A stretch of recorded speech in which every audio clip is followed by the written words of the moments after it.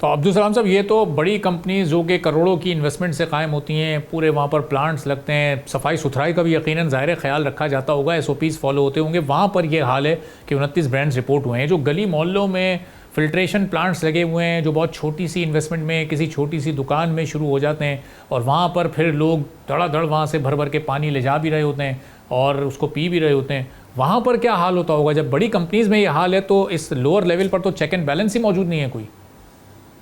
بھائی میں ایک چیز آپ کی انفارمیشن میں لاتا چلوں. میں نے خود ماڈل کالونی جو کہ ملیر سے متصل ہے، اس علاقے میں ایک گھر کے اندر یہ بقول صاحب معاملہ کے کہ یہ ریورس آسموسس کا پلانٹ ہے، فلٹریشن پلانٹ ہے، فلاں ہے فلاں ہے فلاں ہے، باقاعدہ منرل واٹر وہاں سے ڈسٹریبیوٹ مارکیٹ اور بکتے ہوئے دیکھا ہے.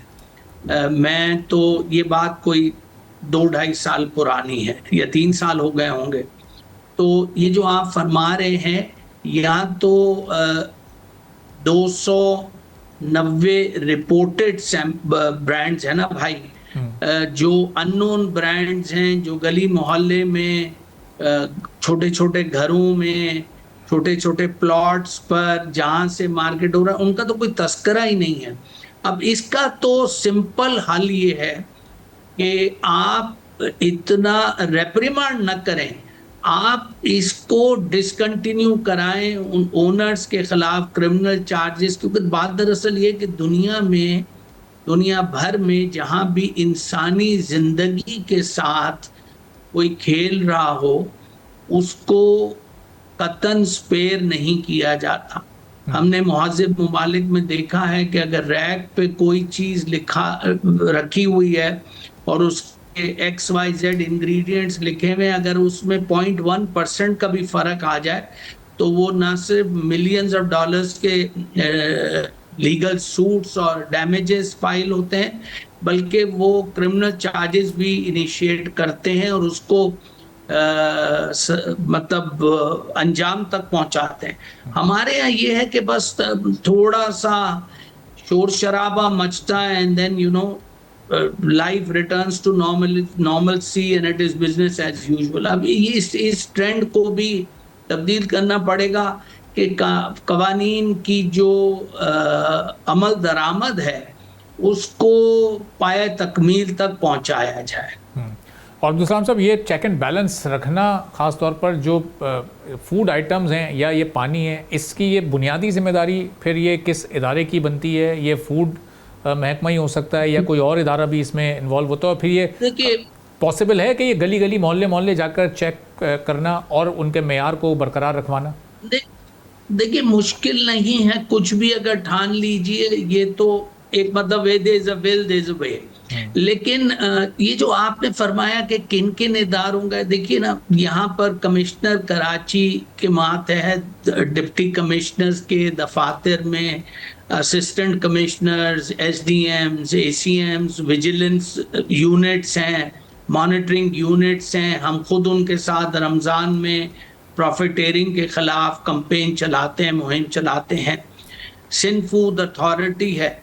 میں تو کہوں گا کہ جہاں پانی وچ از دی سورس آف لائف اس کا معاملہ ہے، تو اب یہ جورسڈکشن آف ڈپارٹمنٹس پر بحث کیا کرنا. ہر محکمے کا، میں تو کہتا ہوں حکومت سندھ کا ہیومن رائٹس جو ڈپارٹمنٹ ہے اس کا بھی واسطہ ہے، چونکہ بیسک فنڈامنٹل ہیومن رائٹ ہے کلین ڈرنکنگ واٹر.